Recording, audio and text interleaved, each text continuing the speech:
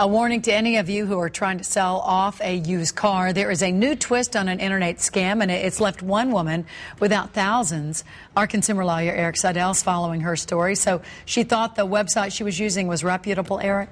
She did, Kelly, and this is so important, especially when shopping for cars. Given the economy, demand for used cars is way up. Many of you are bypassing the used car lots and surfing for those bargains online. But as this lady found out, those deals can come at a risk. This is a great car for a great price. It looked great online. This is exactly what the car looks like. But Larissa Champlain got taken for a ride. I cried, just like any other person. Larissa found a Toyota Corolla on Craigslist she wanted to buy as soon as possible. I thought it was beautiful.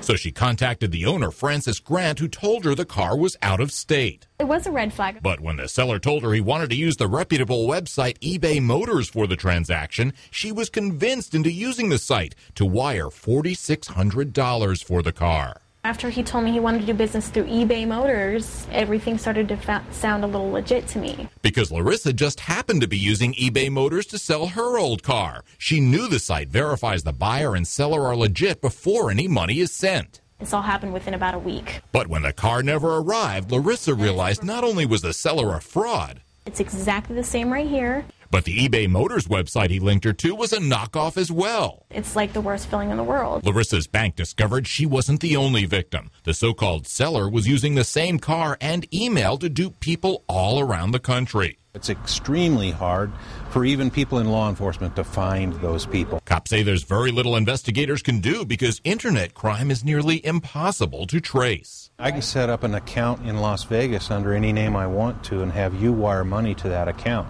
So it's very hard to track that person and find out who they are really. You either cry and scream at people or you just accept the fact that there's absolutely nothing you can do.